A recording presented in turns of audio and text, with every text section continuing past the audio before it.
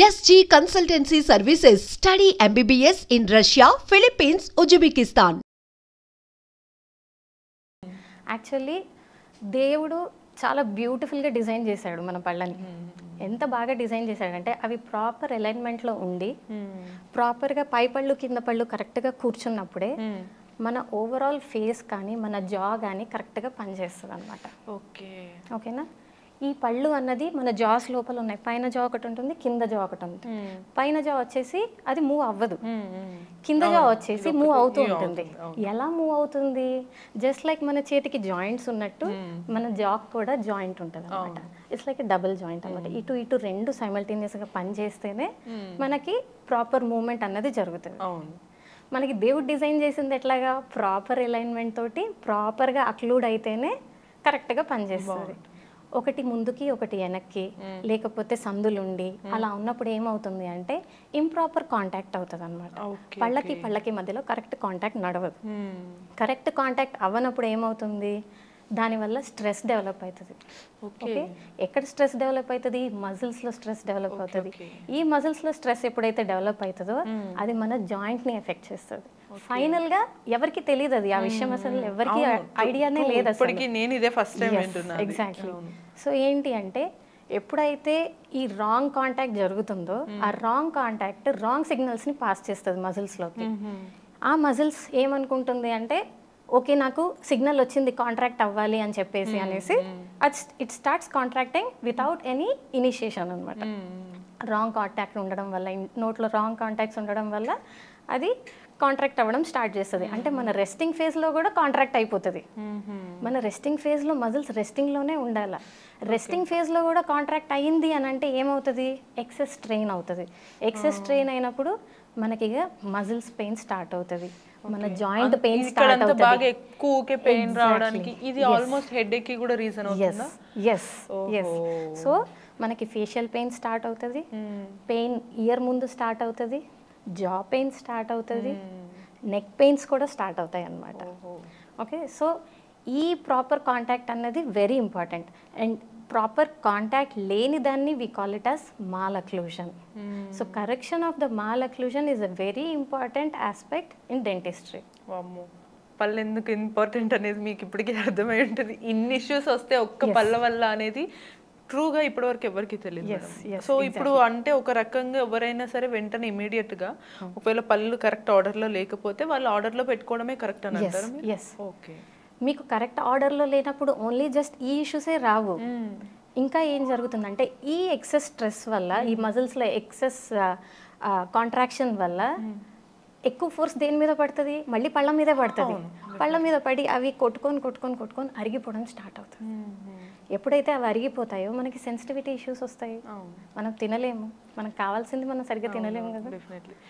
ఇంకొక ఇప్పుడు ఒకవేళ అలైన్మెంట్ అన్ని కరెక్ట్ టీత్ ఉన్నాయి మనకి, పైన కింద అన్ని టీత్ ఆర్డర్ వైజ్ ఉంటాయి, బట్ కొంతమందికి ముందు పైన పళ్ళు ఎత్తు పళ్ళు రావడము, ముందుకు ఉండటము, ఎక్కువ గ్యాప్ ఉండటం ఉంటుంది. అది కరెక్టేనా లేకపోతే అసలు అలైన్మెంట్ ఎలా ఉండాలి? అది కూడా కరెక్ట్ ఏం కాదండి. అది కొంతమందికి లైక్ ఫర్ ఎగ్జాంపుల్ కొంతమందికి పిల్లలకి ఎడినాయిడ్స్ ఉంటాయి. ఐడియా ఉందా? ఎడినాయిడ్స్ అనేసి ఇక్కడ లోపల నేజల్ ఫ్లోర్ దగ్గర ఉంటుంది అనమాట. సో అవి ఉన్నప్పుడు ఏంటంటే వాళ్ళకి ఎయిర్వే అన్నది చిన్నగా అయిపోతుంది. ఓకే, సో వాళ్ళకి ఊపిరి పీల్చుకోవాలి అని అంటే ఎయిర్వే సఫిషియెంట్గా ఉండాలి మనకి. అప్పుడు వాళ్ళు ఏం చేస్తారు? టంగ్ తోటి ముందుకి పుష్ చేయడం స్టార్ట్ చేస్తారు. ఈ పుషింగ్ అప్పుడు ముందు పైన పళ్ళు ముందుకు వెళ్ళిపోతాయి అనమాట. ఎత్తు పళ్ళు అన్నది అట్లాగా స్టార్ట్ అవుతుంటుంది. అంటే this is one of the cause అని చెప్తున్నా. అంటే ఎత్తుపళ్ళు ఉండడానికి మీరు అంటున్నారు కాబట్టి this is one of the reason why usually children get ఎత్తుపళ్ళు అన్న దానికి చెప్తున్నాను నేను మీకు. ఓకే, సో అంటే వాళ్ళు ఎయిర్వే క్లియర్ చేసుకోవడం కోసం అనేసి టంగ్ని కొంచెం ముందుకి పుష్ చేస్తుంటారు. ఈ పుషింగ్ వల్ల ముందు పళ్ళు అన్నవి ఎత్తు అయిపోతాయి అనమాట. సో ఇప్పుడు ఈ ముందు పళ్ళు ఎత్తు ఉండడం కరెక్ట్ అంటారా? కాదు, రైట్? సో మనకి ఇవన్నీ క్లియర్ అవ్వాలి అండ్ అలైన్మెంట్ ప్రాపర్గా ఉంటేనే మనం ఏదైనా ప్రాపర్ ఫంక్షనింగ్ ఉంటుంది and at the same time మన ఈస్థెటిక్స్ కూడా బాగుంటుంది. సో అంటే ఒక రకంగా ఇప్పుడు పళ్ళు నీట్ గా ఉండాలి, at the same time order లో ఉండాలి, అన్ని కరెక్ట్ గా ఉండాలి. బట్ కొన్ని సార్లు పళ్ళు ఉండడం ఎందుకు ఇంపార్టెన్స్ అని చూసుకున్నాము, బట్ కొన్నిసార్లు పళ్ళకి ట్రీట్మెంట్స్ అనేవి చేసుకోవడం, లైక్ కొంతమందికి కలర్ లాగా ఎల్లో అయిపోతాయి పళ్ళు, కొంతమందికి ఓకే టీ రెగ్యులర్ అలవాటో లేకపోతే ఇంకేదో సంథింగ్ చూ చేస్తూ ఉంటారు, సో అవి తినకుండా ఉండే వాళ్ళకి కూడా కొన్నిసార్లు వచ్చేస్తాయి. రీజన్స్ ఎందుకంటారు? అది ఏంటి అంటే అండి, వాళ్ళ సలైవా కాంపోజిషన్, సలైవా అంటే లాలాజలం అనమాట, ఆ సలైవా కాంపోజిషన్ వల్ల అది దాని pH డిఫరెన్స్ తోటి సలైవాలో కూడా కొన్ని ఎంజైమ్స్, కొన్ని మైక్రో ఆర్గానిజమ్స్ ఉంటాయి.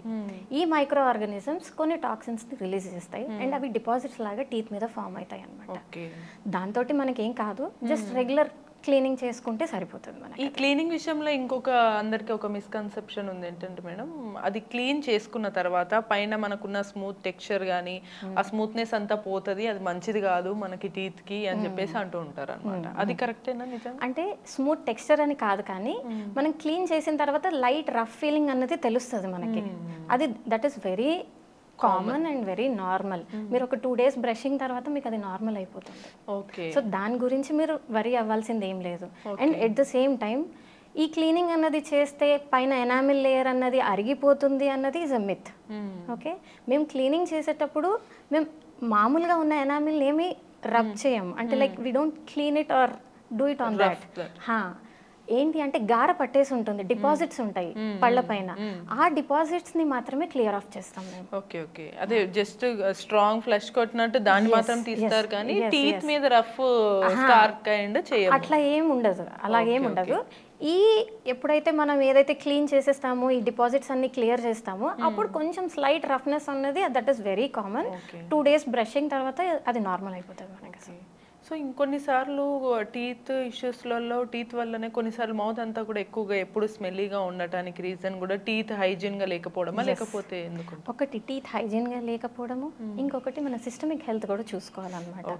ఇన్ కేస్ షుగర్ ఉందనుకోండి, షుగర్ కంట్రోల్లో లేదు, షుగర్ కంట్రోల్లో లేకపోతే అందరికీ తెలుసు షుగర్ వల్ల ఐస్ ఎఫెక్ట్ అవుతాయి, కిడ్నీస్ ఎఫెక్ట్ అవుతాయి, వేరేవన్నీ ఎఫెక్ట్ అవుతాయి అని చెప్పేసి. కాకపోతే నోట్లో ఉన్న గమ్స్, టిష్యూస్ కూడా ఎఫెక్ట్ అవుతాయి అన్నది చాలా తక్కువ మందికి తెలుసు. మేజర్ ఎఫెక్ట్ చూపించేది లోపల ఉన్న చిగుర్ల పైన అనమాట. ఈ చిగుర్లన్నీ వాసిపోతాయి, బోన్ అరగడం స్టార్ట్ అవుతుంది షుగర్ ఉన్న పేషెంట్స్కి.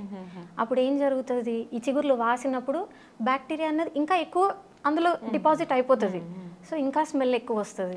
లైక్ కొన్నిసార్లు ఎక్కువ మాట్లాడకుండా ఉన్న స్మెల్ వస్తుంది, ఎక్కువ మాట్లాడిన స్మెల్ వస్తుంది, కొంచెం ఏం తిన్నా స్మెల్ వస్తుంటాయి, చాలా మంది ఇబ్బంది పడుతూ ఉంటారు. అది మనం ఏంటి అంటే అండి, అది మన సిస్టమిక్ హెల్త్ ఎక్కడ ఎఫెక్ట్ అవుతుంది అన్నది మనం చూసుకోవాలి. అంటే రెస్పిరేటరీ ఇష్యూస్ ఉన్నా కూడా ఆ ప్రాబ్లం ఉంటుంది, గ్యాస్ట్రిక్ ఇష్యూస్ ఉన్నా కూడా ఆ ప్రాబ్లం ఉంటుంది. సో అంటే ఎవ్రీథింగ్ అనేది టీత్ అవ్వకపోవచ్చు, బట్ టీత్ క్లీన్ ఉంటే మాత్రం. టీత్ క్లీన్, మన మౌత్ హాలిటోసిస్కి టీత్ క్లీనింగ్ ఒక్కటే కారణం కాదు, అది మనం ఇవాల్యుయేట్ చేసుకుంటూ ఉండాలన్నమాట. ఫస్ట్ మనం టీత్ క్లీనింగ్ మెయిన్ చేసేసుకోవాలి, చేసుకున్న తర్వాత కూడా వస్తుంది అంటే నెక్స్ట్ వాటికి మనం డయాగ్నోస్ చేసుకుంటాం అనమాట.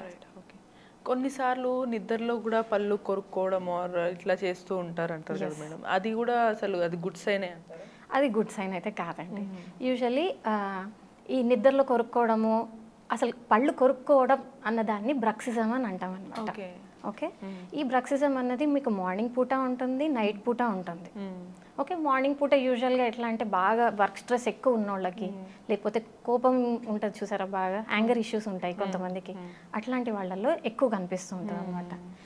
నైట్ టైమ్స్ ఈ బ్రక్సిజం హ్యాబిట్ ఎవరికైతే ఉంటుందో వాళ్ళకి కూడా అంతే, స్ట్రెస్ ఎక్కువ ఉన్నా, వర్క్ స్ట్రెస్ ఎక్కువ ఉన్నా, లేదు అంటే నేను ఇందాక చెప్పాను చూసారా, అక్లూషన్ సరిగ్గా లేదు, మాల్ అక్లూషన్ ఉంది, ఆ మాల్ అక్లూషన్ పేషెంట్స్ లో కూడా మనకి బ్రక్సిజం అన్నది కొరుకుతారు కొంతమంది అన్నట్టు. అదే ఆ కొరకడమే, ఆ కొరుకుతూ ఉన్నప్పుడే ఆ సౌండ్ వస్తుంది అనమాట. ఈ మజిల్స్ లో ఎప్పుడైతే కాంట్రాక్షన్ ఎక్కువ అయిపోయి స్ట్రెస్ ఎక్కువ అయిపోతుందో వాళ్ళు ఇక దాన్ని బాగా కొరకడం స్టార్ట్ చేస్తారు. ఈ కొరకడం అప్పుడు ఏం జరుగుతుంది, పళ్ళు అన్నవి అరిగిపోతాయి. వాళ్ళు పొద్దున్నే ఎలాంటి సిమ్టమ్స్తో లేస్తారంటే హెడేక్ వస్తుంది, నాకు ఇక్కడ అంతా నొప్పి వస్తుంది, జా పెయిన్ వస్తుంది అన్నట్టుగా లేస్తారు అనమాట. రైట్. సో మొత్తానికి ఇంపార్టెన్స్ ఆఫ్ టీత్ అనేది మనకి ఇప్పుడు అర్థమైంది. అది నార్మల్గా ఏదో క్లీన్ చేసుకోవాలి, హైజీన్గా ఉండాలి, ఏదో పాన్ పరక్ తినద్దు అనేది కామన్, బట్ ఇది చాలా ఇంపార్టెంట్ ఇప్పుడు అర్థమైంది. సో బేసిక్గా అందరూ డైలీ లైఫ్లో లైక్ ఇప్పుడు పాన్ పరక్ ఇవైతే ఆబ్వియస్లీ మనం అవాయిడ్ చేస్తేనే మంచిది, but other than that daily లైఫ్లో అందరు టీత్ గురించి ఎక్కువ కేర్ తీసుకోరు కదా. సో ఎక్కువగా వాళ్ళు కేర్ తీసుకోవాలి, వాళ్ళ టీత్లో కూడా ఏదైనా ఇష్యూ ఉందని అడ్రస్ చేసుకోవాలంటే మీరు ఏం చెప్తారు వాళ్ళకి? వాళ్ళకి చెప్పేది ఏం లేదండి. ఫస్ట్ నెంబర్ 1 మీ ఓరల్ హైజీన్ మెయింటెనెన్స్ ఇంట్లో నుంచే స్టార్ట్ అవ్వాలి. ఓకే, డైలీ 2 times బ్రష్ చేసుకోవాలి. ఆ బ్రషింగ్ కూడా ప్రాపర్ వేలో చేయాలి. కొంతమంది బరాబరా తోమేస్తారు. ఆ తోమడం వల్ల ఏం జరుగుతుంది అంటే పళ్ళు అన్నది సగం అంటే దాని నెక్ దగ్గర కట్ అయిపోతూ ఉంటాయి అన్నమాట, రాంగ్ ఫోర్స్ వల్ల. రాంగ్ ఫోర్స్ వల్ల జరిగే ఇష్యూస్ ఇవన్నీ. సో ప్రాపర్ వేలో బ్రష్ పట్టుకోవాలి, ప్రాపర్ వేలో తోమితేనే అది కరెక్ట్గా జరుగుతుంది. అండ్ నాకు తెలిసిన జస్ట్ యాక్చువల్లీ ముందు ఫ్రంట్ పైకి కిందికి ఇది అని ఇక్కడ రౌండ్ అనాలి, అంతవరకు అంతే అంతే అంతే కరెక్ట్ కరెక్ట్. ఓకే. అండ్ తిన్న ప్రతిసారి ఒకసారి నోరు పుక్కిలించుకోవాలి. అండ్ రాత్రిపూట మీరు తిన్న తర్వాత బ్రష్ చేసుకొని పడుకుంటే it is the best thing. Okay, రాత్రిపూట ఏంటి అంటే మన నోట్లో లాలాజలం అన్నది ఉత్పత్తి తక్కువ అయిపోతుంది. ఎప్పుడైతే తక్కువ అయిపోతుందో మైక్రో ఆర్గానిజమ్స్ అక్కడే స్టే అవ్వడానికి ఛాన్స్ ఎక్కువ ఉంటుంది అన్న, స్కోప్ ఎక్కువ ఉంటుంది. ఈ స్కోప్ వల్ల మనకి ఏంటి అంటే పుచ్చిపళ్ళు అవ్వడము, లేకపోతే నోట్లోంచి దుర్వాసన రావడం.